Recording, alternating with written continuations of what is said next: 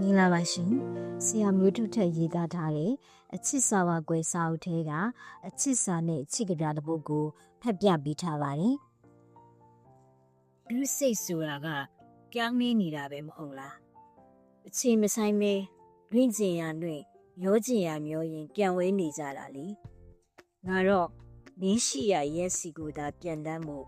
တစ်ချိန်လုံးအသင့်ရှိနေတည်းပါ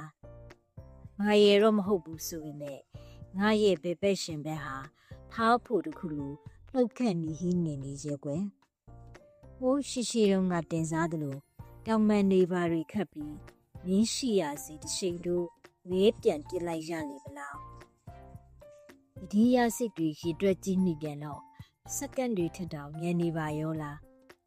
ငါရဲ့ချစ်ချင်းတွေကိုမင်းစီပို့လိုက်ချင်ပါရဲ့မင်းအစင်တင်မိဝဲသုံးဆောင်နိုင်မှု